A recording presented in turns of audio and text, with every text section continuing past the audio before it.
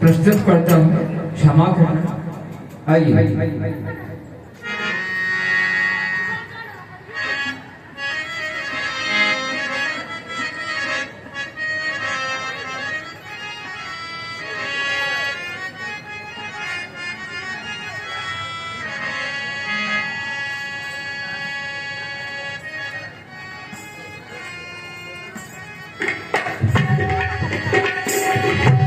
Hello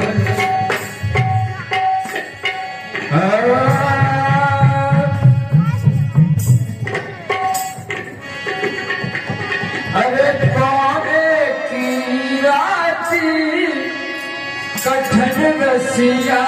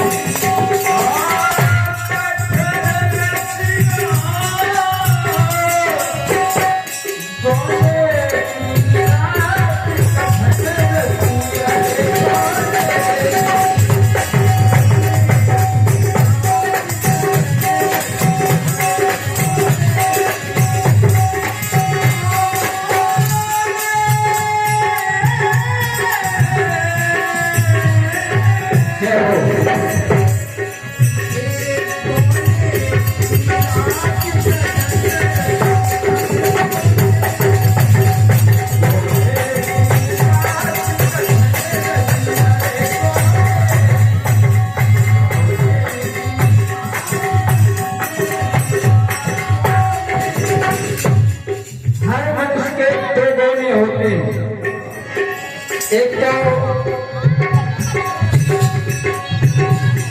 संसार होना होता है, शादी विवाह होते हैं, बच्चे होते हैं, लेकिन अंतर का गोना होता है। उस गोने की बात हो रही है। गोने